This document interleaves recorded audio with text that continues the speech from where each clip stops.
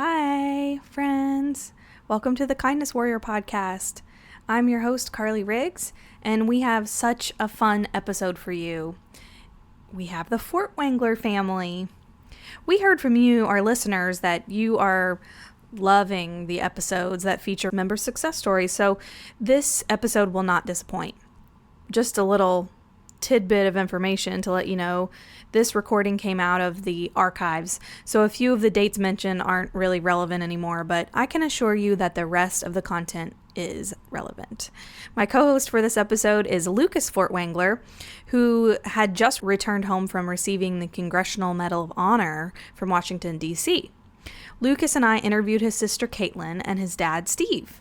We speak about how Lucas keeps crushing his goals, like becoming an Eagle Scout at 18 and being a valued member of the staff at one of our local Cabela's stores in Louisville. This family is so fun, and I cannot wait for you to meet them. So please enjoy the Fortwengler family. You are listening to the Kindness Warrior podcast, a Down Syndrome of Louisville production, serving locally, sharing globally.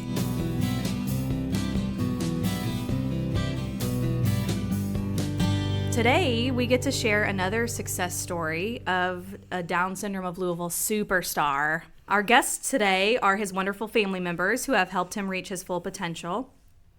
This young man also happens to be my Kindness Warrior co-host today. Lucas Fortwengler is a 23-year-old Louisville native who is killing it at life.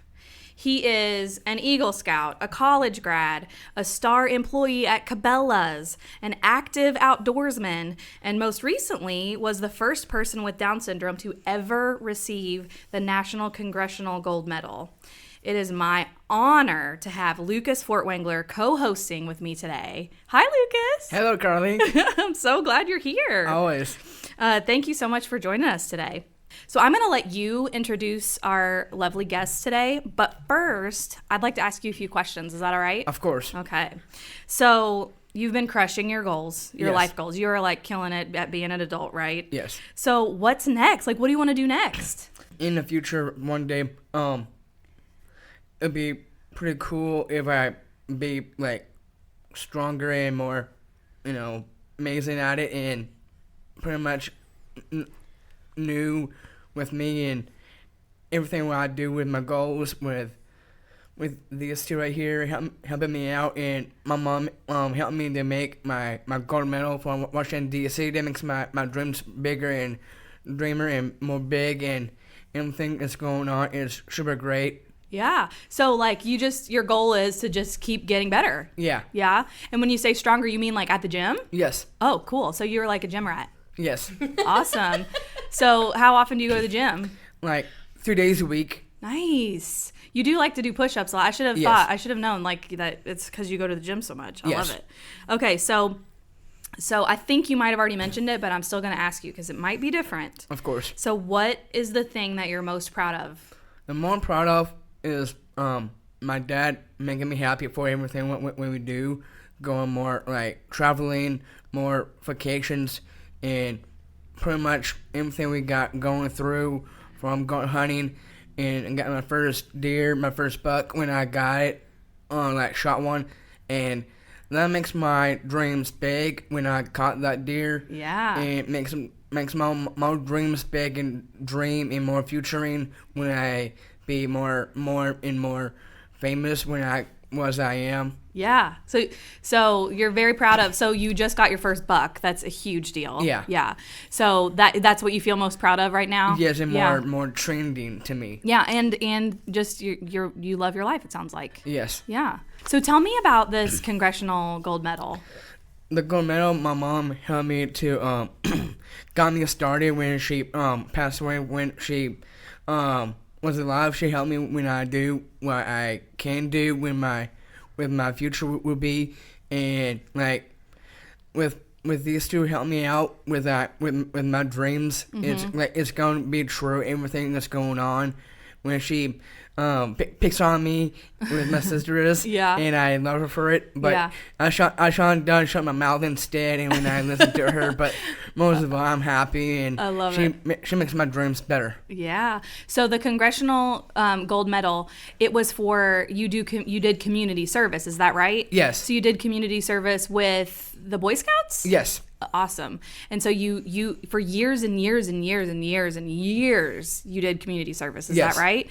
And so you got the bronze and then the silver and then just recently you got the gold. And Yes. where did you go to get the gold medal? The gold medal is from got from Washington D.C. What? Most of all, John Yarmouth presented it to me when he put it around my neck. I was so excited for it, and he makes me more proud of me. It mostly Mitch McConnell too. He's a good man. He's a more awesome president.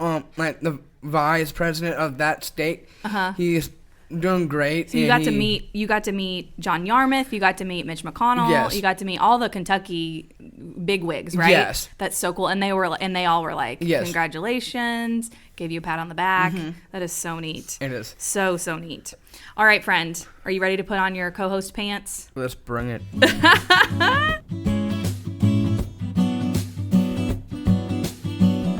All right, so introduce our guests. Okay, that's my dad, Steve Fortwengler.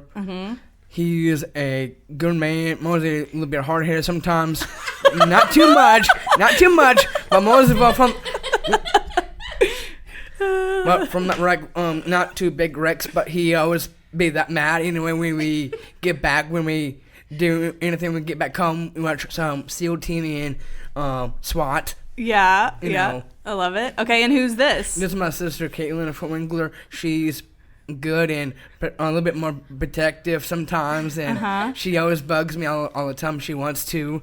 Yeah, so she's a good sister. Yes, she's a good sister. Yeah, I love it. Well, welcome here, the Fortwengler family. Thank you so much for being here. Lucas, those introductions were phenomenal. Absolutely phenomenal. So my first question is for Kaitlin. And so you're the older sister, right? Yes. Okay. Yes. Do you have a memory of Lucas being born? Sort of, kind of. I remember that I got to stay. I didn't get to go to the hospital when the night he was born. I got to stay with our neighbors, Mabel and Perry, that were like third grandparents to us, to me at that point. And I remember having like a couple false alarms. I think one for sure where it was middle of the night and they're like, okay, we're going, and knock on the door, and I stayed, and that was the first time I ever had oatmeal. Absolutely hated it. And then, coming home and there's a tiny human. Yeah. That is awkward because you're like, what do I do with it? Right. I just look at it. Yeah. But I got to hold him. Yeah. And that was... I love it. And he grabbed my hair. So Oh. yeah. Can't risk it. Yeah. Okay, so Steve, take me back to the day that Lucas was born. I get a call at work, and it's midnight.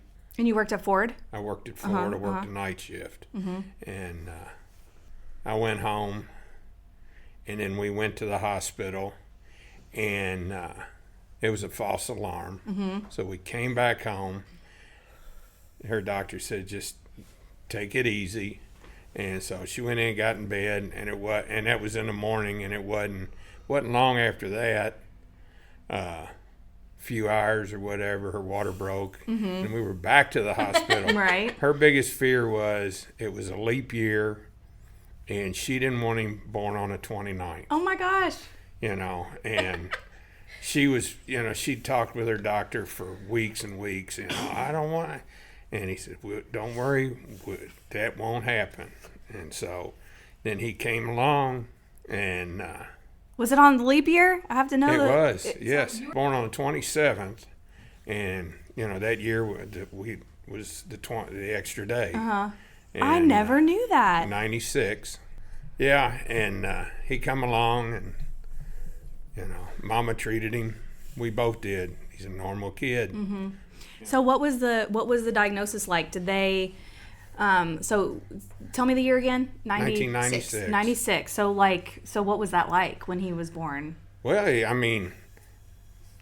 when he was delivered, I was right there, and the nurses took him and put him over here, and the doctors, something was said, they kind of whispered, and Next thing you know, I'm holding him, and she never even really got to hold him till afterwards. And they rushed him off to start doing tests because of the heart problems that the kids have. And, we took it day by day. But then when we got him home, Sis was there, couldn't wait to, to So help what did they say? They really didn't say much. It's when we went for him to be released and everything, we had to go over to something that Kozair had, an office and this one doctor. And I think between the two of us, we would have strangled him if we got a chance. Oh, no, why? Because he's flat up and told us that he'll never have an IQ better than 40, and that really pissed her off. Didn't make me happy either. She said she was ready to go over the table at him. She said, I have never in my life had to hold my tongue like I did that day. The letter that he sent her, she saved, and she said, after that, we never went back. I never said anything else. And, the year, I think, before she passed away, after he graduated high school, I wrote a letter to the doctor myself. And I said, these are all of my brother's accomplishments that you told my mother, that you told my mom that my brother would never be able to accomplish. He is graduating high school. He's going to college. He's an Eagle Scout. He's done this, this, and this. And the letter I received was, well, I never said those things to your parents. So he practiced, I guess, all these years. Yeah. I mean, oh my goodness. There's very few things that I remember. I'll be honest. The older you get, the more you forget. Yeah. But those little things like that, I'll never forget that. I mean, that's stuck in me like somebody wrote it on this table right now.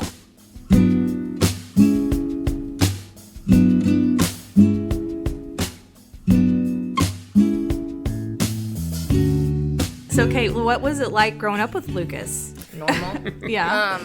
It's never been something where I've realized he's different than me. I mean, it really made no difference until there was one day that Mom came in. I don't even remember. I was laying on my bed doing something, and she came in and laid next to me, and she was like, I just want to talk to you for a second. And I was like, okay. And I mean, I don't remember how far after he was born or not, but we were just laying on my bed, and she's like, so I just want to talk to you. There is something that's different about your brother. She goes, and it's something called Down syndrome, and his is special because it's mosaic Down syndrome. And to this day, 28 years later, I still couldn't tell you exactly what mosaic Down syndrome is. I know it's a very limited population of the Down syndrome community, but I couldn't tell you what makes it what. But she said, there might come a time where people are going to treat him differently, that they're going to, they may make fun of him, they may say things, and this is why. It never dawned on me. I was like, why? He's the pain in the butt brother, just like every other pain in the butt brother. I love it too. But it's we played, he wanted to be, when I would have friends over, he wanted to be in the middle of it. When it was just us, we played video games, we played toys. It was, for me growing up, it was the normal sibling relationship. My next question was actually about, was there ever a moment when you had to talk about it, or that you realized that there was something different? So your mom warned you, did you ever encounter any of those types of things that she said? No, honestly, and I wonder that for so many people, because I'm there's no one, no, my experience is 110% different than anybody else's, and I have the most amazing friends in my life that have taken him on as almost a sibling for them as well. They come over and it's hey, Lucas, what's up? He texts all of them. They all have his phone number. But I guess because of that, I've always been cautionary. Well, if he texts too much, just let him know. But we don't baby him either. It's look, do this, but do it sparingly. But it's one of those things where you just have to stop and you don't want to overdo it because he's, quote unquote different because he's a person, but you also want to let him live his life. But I feel that's how I'd be with any sibling.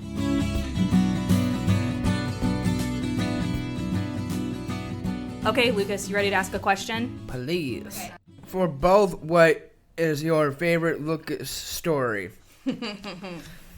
Well, the best one, and I tell this all the time, he was probably 3 years old, 4 maybe. His head stuck up about, see, this is a mattress. Oh, jeez. His head's about right here. You said a mattress? Yeah. Okay. I worked night shift for 25 years. I get off 4 o'clock in the morning, and I come. Well, I want to say, I don't remember what day it was, springtime. He walked in the bedroom, and he walked up to me, and he stuck his finger in my eye and woke me up. And he goes, bright sunny day. And I said, yep, but Dad needs a few more hours of sleep. Go away for right now. Oh, you just wanted to play with your dad. Yes. Get him up. I love that. Sis, you have one? Oh, probably too many to even count. We want to hear them all. There's one that he finds absolutely hilarious. So, I hate it. Absolutely hate it. So we would go every year to Holiday World every year, and we would get like an RV and just like spend like the weekend. And so we're walking. We're lucky enough, like we get along enough. Like he wants to hold my hand when we go places. Thank God. Like, I haven't reached that unbearable sister part. I don't even remember how old he was. He was short though, shorter. Like 3 or 4. No, but we were walking, and he just like grabs my hand, and like fingers interlocked and everything. And we're walking, and all of a sudden, he just like cracks every single knuckle one-handed in my hand, and I about jumped 3 feet. And I was like, "Oh no! Don't touch me! Let go!" And he thought it was the funniest thing, and he just wanted to hold my hand the rest of the day and do that. And I was like, "If you don't get away from me," and he still to this day will be like, "Hey, Kate, remember when?" And I'm like, "Yeah, no, I do. Please don't." She remembers very well, doesn't she?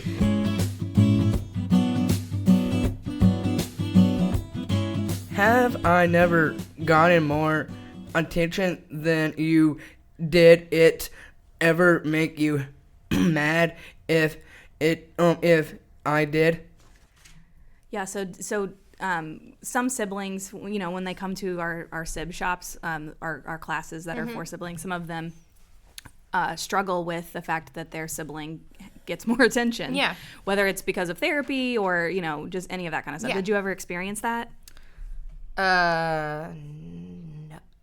I don't. If I did, it was never one that I really remember. Like, I don't think so. I know, and I think that was in one of the like things with when Mom pulled me aside and we had that little talk thing. It's never really been one of those, because like he had his things to do and I had mine. So like my mom always made sure that like even if there was something going on for him, like we were all involved, or like they were always involved going to my stuff. So I never really felt like it was one of those things like, oh my gosh, she's getting more attention to me. But I mean, growing Straight up, A's.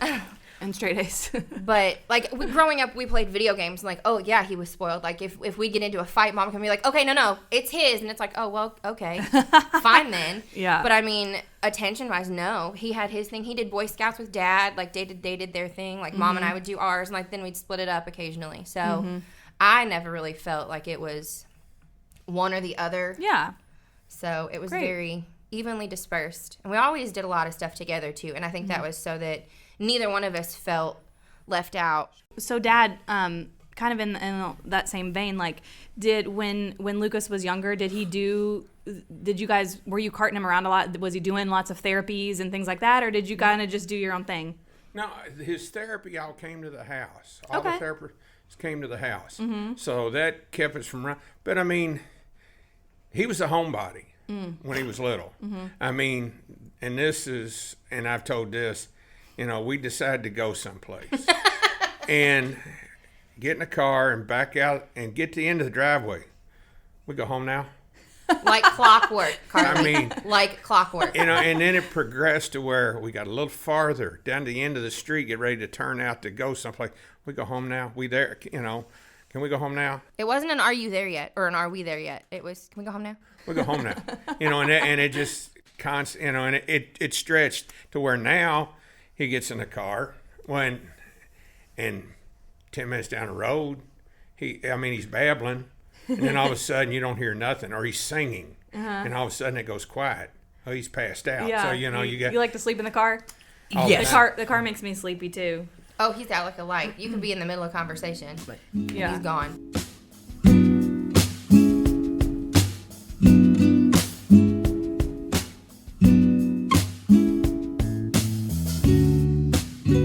So Lucas, I'm going to ask you a question. Is that okay? Tell me about your mom. Mom is the best thing when I do. when I got this this $20 gold piece when she passed away, she gave to me when she found it in her jewelry box.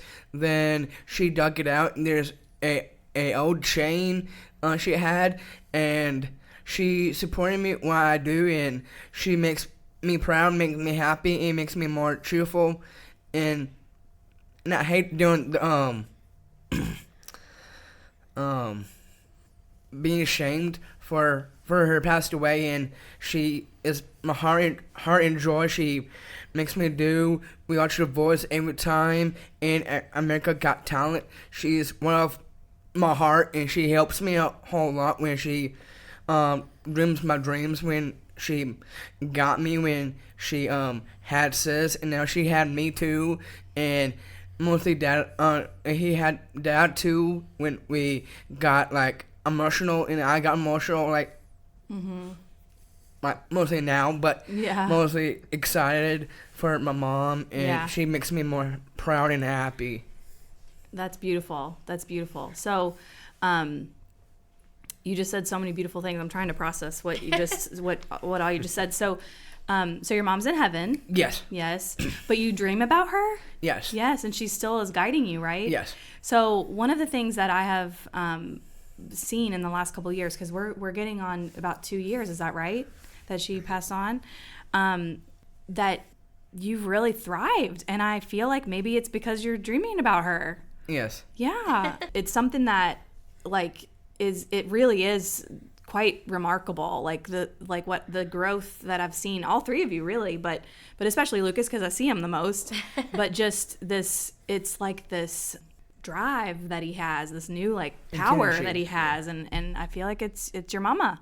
Oh, yeah. Yeah. When we make the joke that, so right after she passed away, she had bought him, right before she passed away, she had bought him tickets to see Luke Bryan here at the Yum Center. And I think it's one of, okay, so again, favorite story to tell. He works at Cabela's, and Bass Pro and Cabela's are two big sponsors for Luke Bryan. So when he goes to the different cities, from what I understand, he stops at Cabela's or Bass Pro or whatever's there. And so I was cooking dinner, and I get this text message from him. He just sends me, "Hey, sis, I met Luke Bryan," and sends this picture of him with Luke Bryan.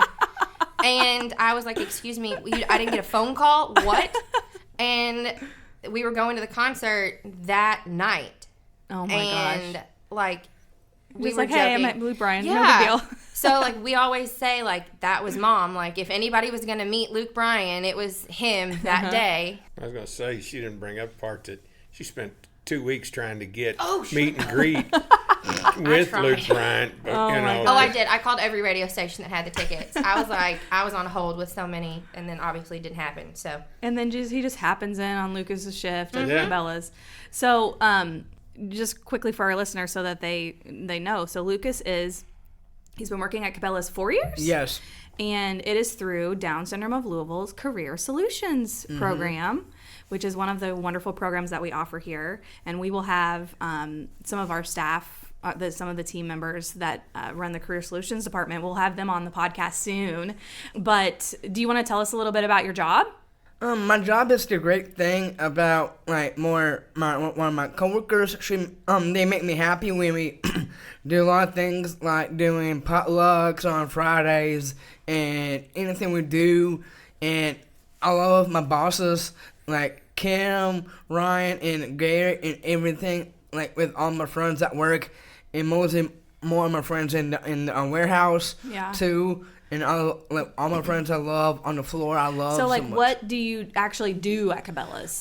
Right now, I just got off from work, and I help out with customers when they're looking for a smoker or triggers, grills, or grills, or a Yeti. Yetis. If I wanted to find a Yeti, could you show me? Yes. Yes? Wow.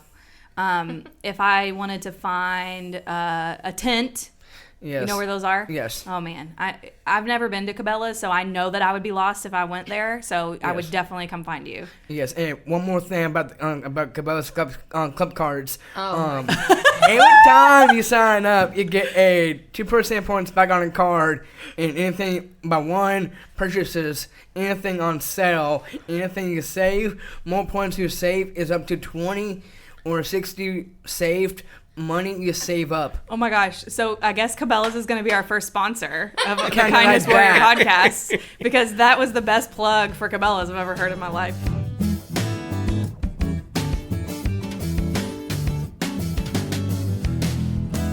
For that, you have always had high hopes for me. Have a crashed any goals that you were surprised by that you never thought I would do. Yeah, so that's a phrase that I use a lot, is that you crushed your goals. You know, you've always had high hopes and high expectations, but has there been anything that you were like, whoa, I never thought he would do that? Well, I figured he could do it all, but the best one would probably be him making Eagle Scout before he turned 18, because your normal kids, that's their date. They have till they're 18. Any youth with a disability has as long as it takes. And there, you know, and what caught my eyes when he first got in scouting, I was watching the news, and they were having their district ceremony that they do every year, and there were two young men that were in their 40s making Eagle. And with him in Scouts, I went, and at that point you had to fill out through a doctor and everything, send it into the national people, and then they would let you know that he's on record and whatever it took. And later, now they don't. As long as they know there's a medical disability, it's automatic, and that you don't have to worry about that. But when he did everything to make Eagle, I mean, he did, and most kids, you got to have like 18 merit badges to make Eagle, and there's certain ones you have to do, and then you just got to have extras. So he did 42 merit badges before he was 18. Oh my gosh, how much? What was the number that you're supposed to do again? Like 18 to 20. Oh my gosh. And he done, I mean, there are kids out there that have done more than that. But for him to do 42, and I only helped him, and I don't really classify it as help,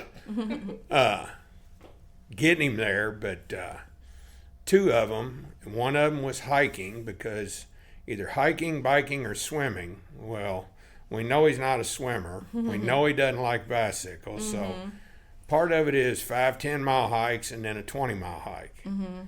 Well, the 5-mile ones can be broke up through the day, and that. The 20-mile has to be done in a day. So I clocked it, measured it, and from our house to the Big Four Bridge, across and back home was 20 miles. We did it. Wow. Everybody figured it'd be 8, 9 o'clock time we got home, but we were back home by 3:30 that afternoon. Wow. And I was wore out. Yeah. Were you tired? Yes, and most of our heels was killing. I cannot put my heel down. Yeah, your feet were killing you? Yeah. Wow, but it was worth it, huh? Oh, Yes. Because you got your Eagle Scout. So what was it like to watch Lucas receive that Congressional Gold Medal? It was just unbelievable. I mean, to see all these kids, and I call them kids because I'm 60 years old, and I'm sorry, you're all kids till you pass me in age, you're still a kid. So, but to see all these young people up there and get it, and, boom, boom, boom, boom, and it's like, it's just amazing. And the trips, because volunteering, there's 4 things, and off the top of my head, I can't remember, but one of them, they've got a exploration, excursion, and you got to go, you can't stay around, you got to go do something, and so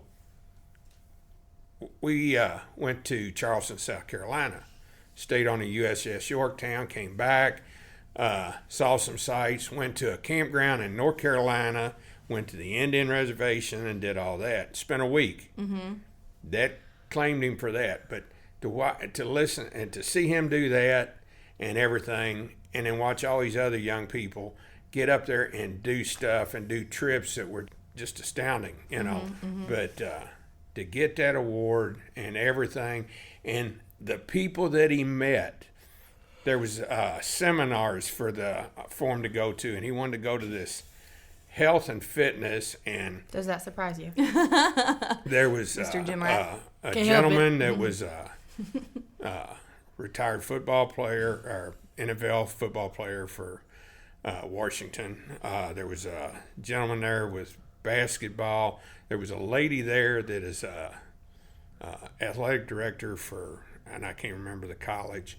They ask questions, and here he is. These other kids are just mum, and he's asking questions left and right. It was just astounding. I mean, it was great. Did at any point did you think of that doctor? No. During that trip? I'll be honest with that doctor. I couldn't tell you his name to this day. I really don't think about him much. I can't help but think that I would be every time that my son or daughter would like smash a goal or some, exceed expectation. I can't help but think that I'd be like, well, sort of like you said, you wrote a letter to be like, look, this is all the things that they did. Yeah. Don't say that to people anymore, Right. Yeah. No, I don't think of him, and I probably shouldn't bring this up, but there was a gentleman in scouting when he went to his very first summer camp. And they got what they call Damboon Hill, and that's where they teach them to tie knots, be able to build a campfire, and do different things, sharpening knives and axes and all this. It's basics. There was a gentleman up there, and his son was about the same age, and we were up there, and I didn't go with him. I mean, I would go check on him, but I wasn't going to go sit in on nothing. It's I would meet him and make sure he got to his next class, because at that point he didn't. But this gentleman made the comment, somebody needs to go check on that Mongoloid kid and watch him. And I didn't say a word because I wanted to, but I knew if I opened my mouth, there was going to be more than just words come out. Sure. And so with I young just boys bit my around tongue. that are, yeah. Now, I'd like to meet up with this guy today and say, look, here's this kid that you had a problem with years ago. Right. And he's a whole lot bigger and better than you are. Right. Yeah, absolutely. Well, and the hope is that that person, maybe through the grapevine he saw Lucas, the photos of him getting his gold medal, and he's like, wait, is that the kid from Scouts? Yeah. That's the hope that that someone at some point has put him in his place, or that he has put himself in his own place. Yeah. Being like, wow, I had a lot to learn, So Kate, what was it like for you? I'm pretty sure I cried a lot. I mean, if nothing else, it blows my mind, the things that he has done because people put limits.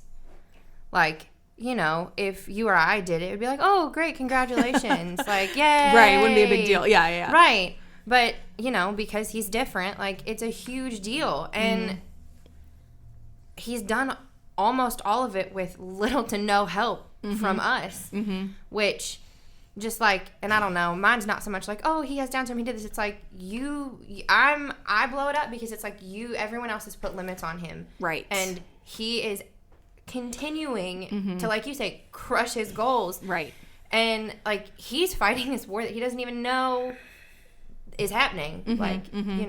He's doing all these things that he just thinks are fun. Right. He's just living your life as a 23-year-old. Yeah. And the world is like, wow, look at what he's doing. And he's like, right. And he's just like, I can do this. Right. Yeah. Right. So that's one of the things that I like to talk about a lot is it's still news when someone with Down syndrome gets a crown, gets to be homecoming queen or prom queen or anything like that. And those are very viral and very, everyone shares them. And I always say, I hope that someday that's not going to be in the news, because it's going to be so common that they, yes. or not even common that they win prom queen, but that someone, it's newsworthy that someone that doesn't have a disability is nice to someone with a disability. That should not be newsworthy for being a nice human being. Well, and I when he got the award, I wanted to be that person that was like, oh my gosh. And then I was like, wait, I don't want this to be overblown because he's different. I want it to be taken because, wow, he did this. I mean, any of the, I didn't do any of those things. Yeah.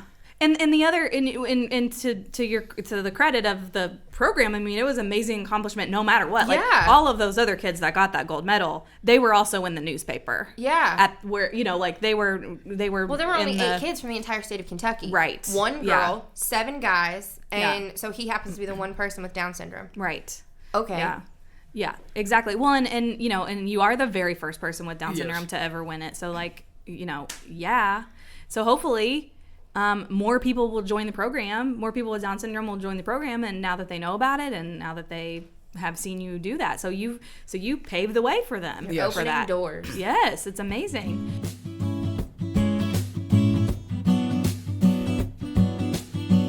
So, what does the future look like for you guys? Like, what are your plans? I mean, we've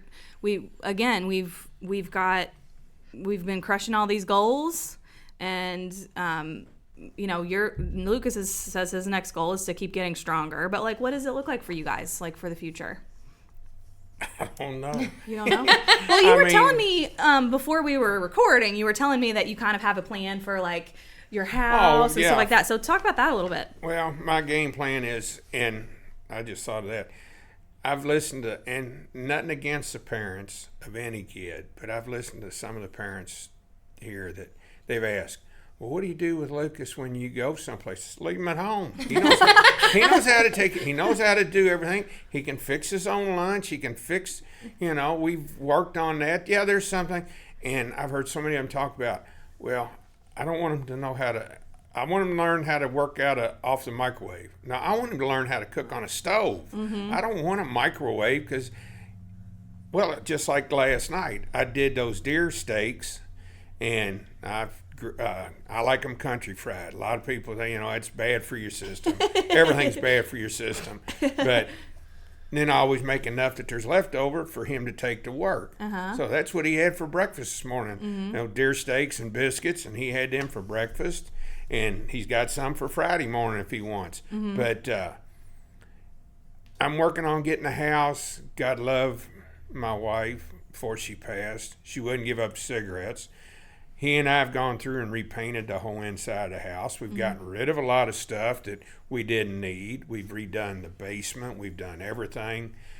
A few little odds and ends need to be done, but I want the house set to where when my day comes, and I hope that's a long, long, long time away, but she don't have to worry about him having to move in with her.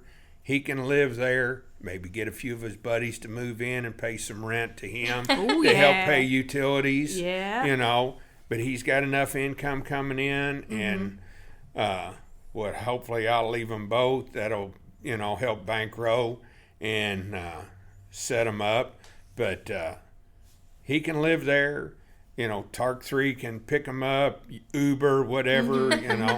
And she knows all about Uber, and he'll learn it. Yeah. And but just get him to where, and with time, with all this happening, I feel like I'm dragging my heels. But it's only, next month will be 2 years that she passed. Mm-hmm. So with that, I've got time to get him up to speed to where I'm gonna come in one day and say, he's gonna say, "What's for dinner?" I said, "I don't know. What are you cooking?" You're right. It's gonna be up to him. Yeah. And with your all's cooking with your living and learning and that, if he wants to cook that. He makes some good food. Yeah. I came home from college and I think you made me like scrambled eggs or something. So Living and Learning is a life skills program that we have here at Down Syndrome of Louisville that you are an active member of, right? And we teach cooking classes. So when we cook, it's really fun because we'll find really cool recipes, and then you learn how to make it, and then we send home the recipe with you so you can make it for sis, right? Definitely. And so it also gives you good ideas of what you could cook at home, and then you remember how to make it, which is great. I still got all the recipes at home. Mom. He got in that photo. He the binder he has is still in Kate's room. It was Kate's room and made into an office for Dad. Yeah. So what's your favorite thing to cook? I think the first time I cooked, we cooked up pizzas. I think it was. Yeah. The first everyone time. loves pizza. And the healthy salad, and then the the healthy taco Yeah. we done. Yeah. It's delicious Well, also. it sounds like your dad needs to make you cook more often, is what it sounds like to me. Yeah, I know. So what about you, Kate? Like, what's the future look like? Well, it sounds like your dad has a really good plan, but Yeah. I remember, like, and it's been a while that we talked about it, but for a while there, you were thinking about, like, having a house and then, like, having enough space for Lucas to move in. Yeah. Well, Yeah. and I was on that page too until the other day. He's like, nope, I'm going to stay at Dad's house. Okay. This is my house. And I was Yeah, like, okay. well, yeah, it's up to All him, right, so. cool. Like, Yeah. fine. I didn't want to anyway. It's Yeah, whatever. yeah. You don't want to live with your sister. I'm not cool enough. It's fine. Yeah. No. But, I mean, I do want to have that space available that, like, when that time comes, like, you know, I want, not saying that, you know, your man cave's not great and all. Like, I want to be able to be like, hey, Lucas, if you want to come stay for a weekend, you have space. Sure. And I don't want to be like, oh, let me pull out the futon and you sleep on the, like, I just don't Right. feel like that's welcoming Yeah, for someone. yeah, totally. Like, you know. So, You want him to feel comfortable. yeah, well, and I want him to feel like a part of the, I mean, he is a part of the family, but I want him to feel like it's his home too. Mm-hmm. So, yeah, the game plan is to have a place big enough where someday, you know, when I have a family, like, he'll be able to come over and hang out, and, like, where he can just be like, I want to come hang out for the weekend and come stay, do his thing, play with the dogs if he wants to. Right. Like, you know, whatever he wants to do.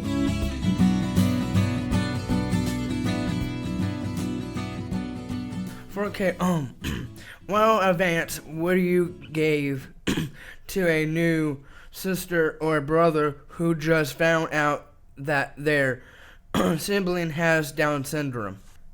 It's probably, I'm not gonna look at you, I'll cry.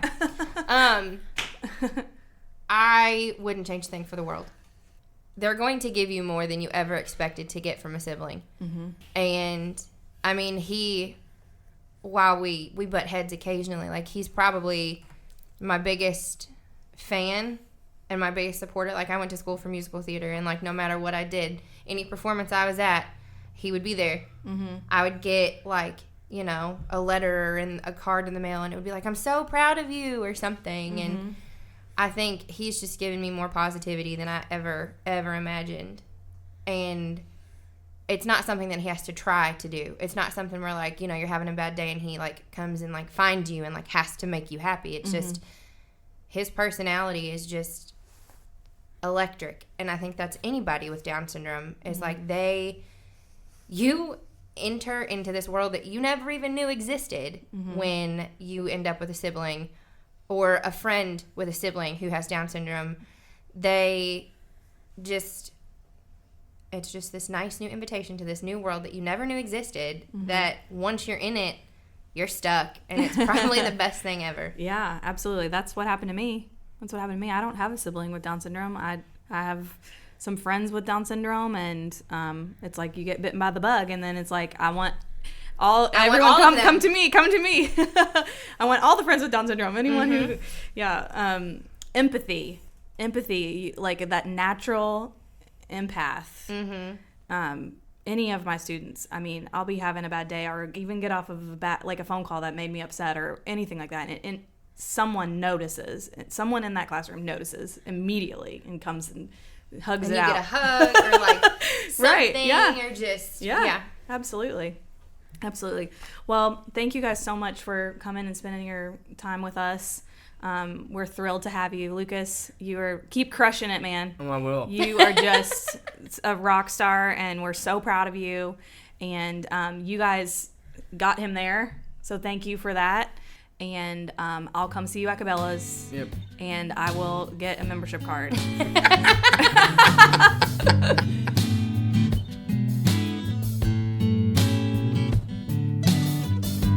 This has been the Kindness Warrior Podcast, a Down Syndrome of Louisville production. To learn more about Down Syndrome of Louisville, visit our website, downsyndromeoflouisville.org. If you have questions or ideas, you can email us at kindnesswarriorpod@dsoflou.org. The music for this episode was written and performed by Alex Stotts and Owen Eiler. The Kindness Warrior Podcast is produced and edited by Ethan Holstein, produced and hosted by Carly Riggs. Thank you so much for spending time with us today.